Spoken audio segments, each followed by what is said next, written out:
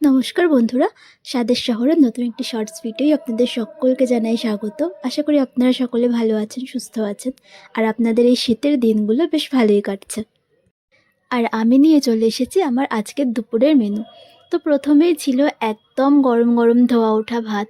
শীতের দুপুর আর এরকম গরম গরম ধোয়া ওঠা ভাত আর শীতের নানান রকমের সবজি, কি আর বলবো। তো দেখুন, প্রথমেই ছিল রসুন, শুকনো লঙ্কা ফোড়ন দিয়ে বিট ভাজা। এই বিট ভাজা বা বিট ভর্তার রেসিপিটা না একদিন আপনাদের সাথে শেয়ার করব। এটা খেতে জাস্ট অসাধারণ হয়। আর রয়েছে বেগুন পোড়া। বেগুন পোড়া তো জানেনই, কাঁচা পেঁয়াজ, ধনেপাতা, কাঁচা লঙ্কা এগুলো দিয়ে মাখলে কি ভালো লাগে খেতে গরম ভাতের সাথে। এখানে রয়েছে বকফুলের বড়া, আর সাথে আমি নিয়ে নিয়েছি দুটো লঙ্কার বড়া। বকফুলের বড়া রয়েছে, ভেবেছিলাম একটু ডাল করব, কিন্তু এতগুলো পদ হয়ে গেছে আর এইটুকু তো ভাত, ডাল করলে তো বেশি হবেই হবে।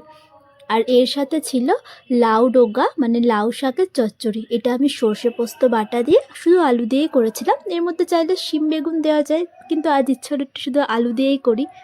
আমার তো এই গরম গরম বকফুলের বড়া আর সাথে ঝাল ঝাল লঙ্কার বড়া দেখে জিভে জল চলে আসছে। আপনারা যাওয়ার আগে প্লিজ চ্যানেলটি সাবস্ক্রাইব করে দেবেন, লাইক কমেন্ট শেয়ার করবেন, আর যারা ইনস্টা থেকে দেখছেন তারা ফলো করবেন।